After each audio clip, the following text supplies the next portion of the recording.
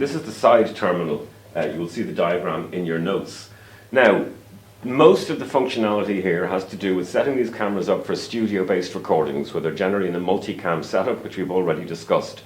So these are all ways of hooking your camera up to outside control systems, or indeed hooking the cameras up together.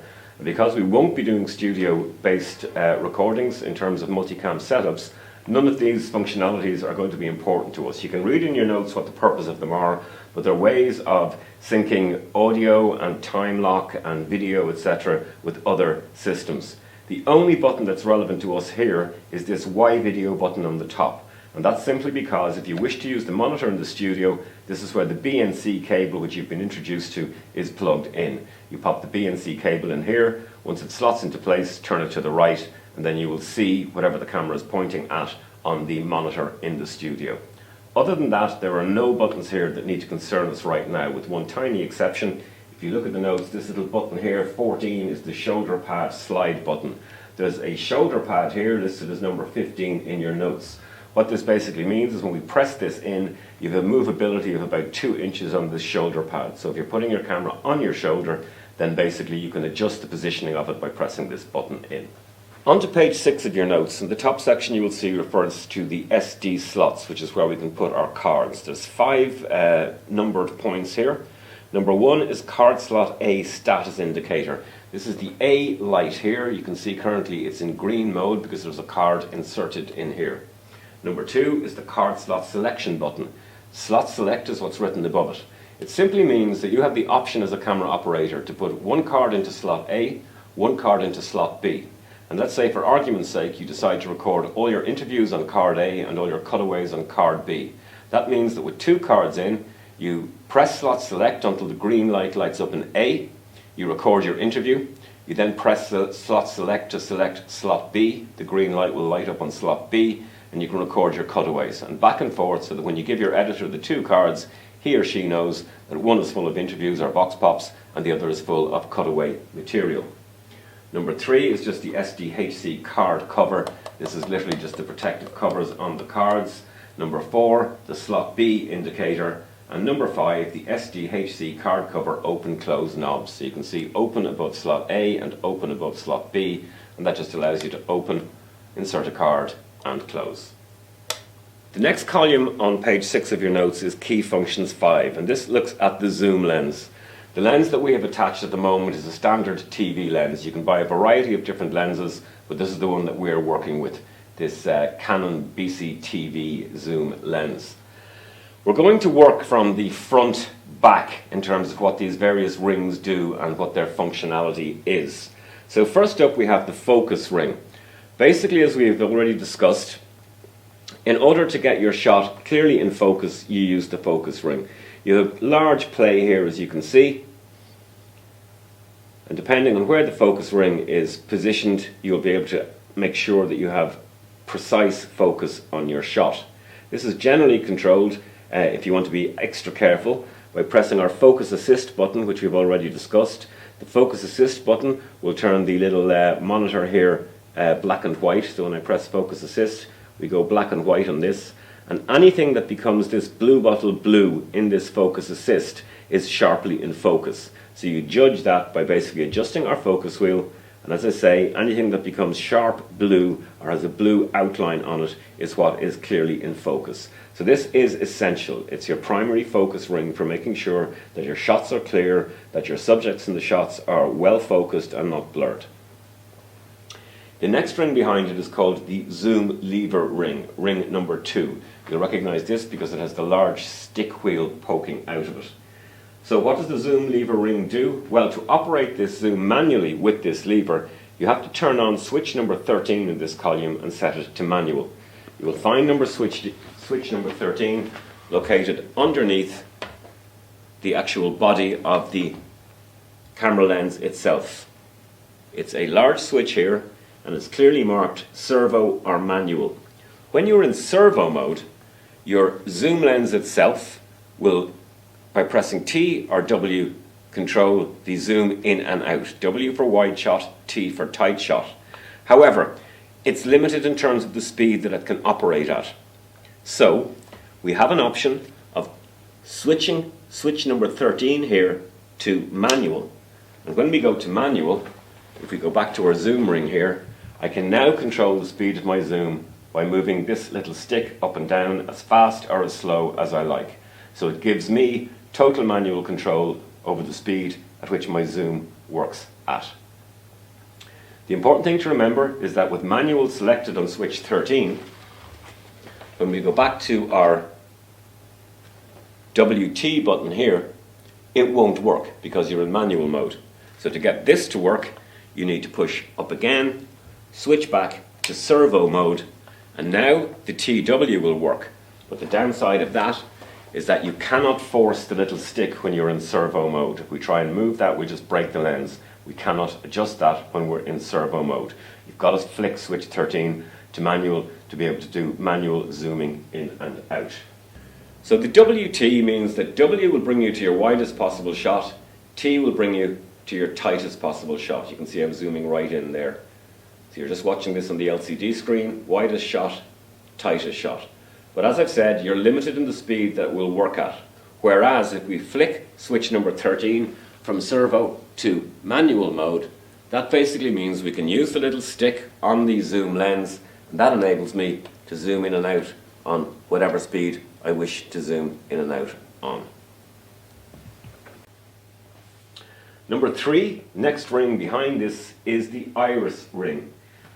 Now, the iris is generally operated manually by the camera, but again, like the zoom lever ring, we have an option to operate it in auto mode. This is switch number 8 on your notes. This iris mode switch is located in front of the zoom itself, the WT buttons. It's a little button here that says A for automatic or M for manual. On automatic, the camera decides how much light is needed to come down the lens to give a clear picture. On manual, you can control it yourself. So if we flick this switch to manual and we go back to our iris ring, it means now that by adjusting this iris ring, I can darken or brighten the shot. This will mean that I can cut out all light or no light. I can slightly darken, slightly brighten. It gives me full control over the quality of the lighting in my shot. However, like the zoom ring, it's important to remember that if you were in manual mode, you can adjust this ring. If you're in automatic mode, you cannot adjust this ring. The camera does it automatically, and therefore if you try to adjust it, you will break it. There is then a further button number 9, which is called the momentary iris button. You press and hold this button to view the auto setting when in manual mode. So you've gone into manual, you've adjusted the iris yourself, but you're not sure whether you're right or not, so you want to see what the camera thinks is the correct iris balance. You therefore hold down the momentary iris button. The camera will adjust itself to show you exactly what it thinks is the right amount of light, and you can choose to stick with that or adjust according to your own preference. I'll switch that back to auto. Because these cameras are already assembled, some of these points on your notes are already done. So number 4 here is the lens cable, which is obviously what connects the lens to the camera itself. And our lens cable is the one that comes out here and plugs in down here, and that's been done for you. Again, as we've discussed in class, number 5 is the record trigger button. This is one of the 3 record buttons on the camera. And number 6, which is located directly behind your WT. You can barely see it there, but it's a little button with RET written beside it. It's the return button. When we press the return button, it basically plays back the last 5 seconds of the previous clip that you have recorded on your card and shows you what it looks like. So you can see if there's any lighting issues or any framing issues or composition issues. A handy way of just checking the last 5 seconds of the shot without having to go into media mode and basically find the shot and select it. Number 7, we've already discussed. It's called the zoom servo control lever. And as I say, for this to operate, the switch underneath number 13, which you've already discussed, has to be set to servo. This then allows you to go to the widest possible shot by holding down the end with the letter W beside it, and the tightest possible shot by going to the end that has the letter T beside it. 8 is our iris mode switch, we've already covered it. 9, our momentary iris button, we've already covered. 10 is a iris speed adjustment knob. We don't touch it, it's been set. And 11 is a filter built-in screw, which we don't touch, it's been set. 12 is the zoom servo connector. In other words, this unit is plugged into the camera at this point here. 13 is the zoom switch. The zoom switch we've already discussed. It's the manual servo option underneath here. So that brings us to one of the last rings on the camera. This is the one we ask you to please steer clear of. So it's called back focus, all right? The idea is this little wheel here, you can left to loosen, and you can then adjust this wheel to blur up the background. So you can blur up the background into a kind of a smear, and then you can use your full focus ring to adjust on the subject in the foreground. So you get that kind of Coen Brothers style effect where the background is very, very blurred up and the subject is in sharp focus in the foreground. The problem with this is that if you adjust the back focus, it's very difficult to get it correct again. We have to use cards that come with the camera, focus on them and do a proper back focus balance to do that. So my recommendation is that if you want to blur up a background, simply shoot your subject against a green screen, fill in whatever background you want and use the blur filter on the camera, or rather on the editing system, to do it that way. We again request that you do not open this little wheel and you do not play around with the back focus option. Finally, number 15 is the macro focus ring. Now there are a couple of steps involved in the macro focus ring. Macro is obviously going in very, very tight and filming something very, very small that it would normally be difficult to film with. So the first rule of thumb with the macro focus ring is that we set our main focus ring, number 1 on your notes in this column, to the infinity icon. So if we look at this, we have a little white line here. We adjust the wheel and you can see when I get to here, well, I hope you can see, there's a little orange sideways figure of 8. So there's a figure of 8 literally on the camera here, and we need to adjust our focus ring so that this little white line lines up with the figure 8. We're now in infinity mode. Secondly, you need to go to your zoom and adjust the zoom to the maximum wide angle. So we'll basically hold down the W until we go to our widest possible angle. With those two steps taken, you can now go into macro mode. Macro mode involves pressing a little black button here with the letter M on it. We press it in and this allows us to move into what we call macro mode. Your visuals will automatically blur up. You can see that here. But the idea behind it is that we now use this macro lens, which you've just seen me point to, and we adjust that to focus on an item that may be too small to otherwise focus properly on. I'm going to hold up the camera notes in front of the camera here so you can see them on the screen. You can see they're extremely blurry, but if I go into my macro focus ring now, you can see that I'm actually capable of focusing quite sharply and clearly on the tiniest of writings or the tiniest of pictures. So this is very handy if you want to get recordings of photographs, if you want to get recordings of text in a newspaper, etc., which the camera might otherwise have difficulty focusing on. The important thing to remember with our